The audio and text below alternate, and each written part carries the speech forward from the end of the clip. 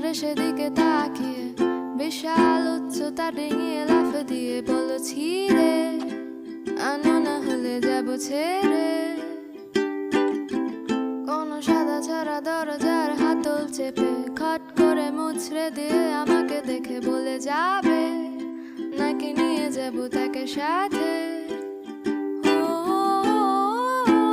খপ করে আমার হাতটা ধরে নিজের কাছে টেনে নিতে কি বাধা হয়ে দাঁড়িয়েছে। ও না দেখে শুনে কিছু জানিয়ে নিজে আড়ালে লুকালে আমাকে তুমি ডুবালে।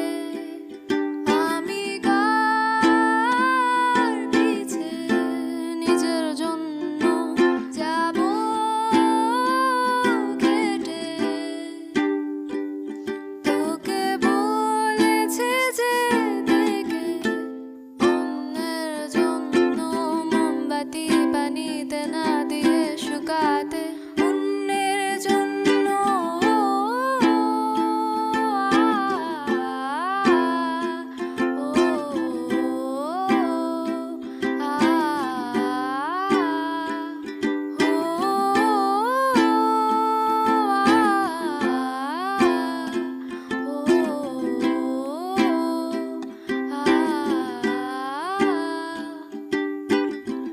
ভুল করে তুমি একটা দেশলা হাতে চুলার আগুন তার কাছে যেতে গিয়ে গেলে পুড়ে, আমি না হলে জ্বলে যেতে।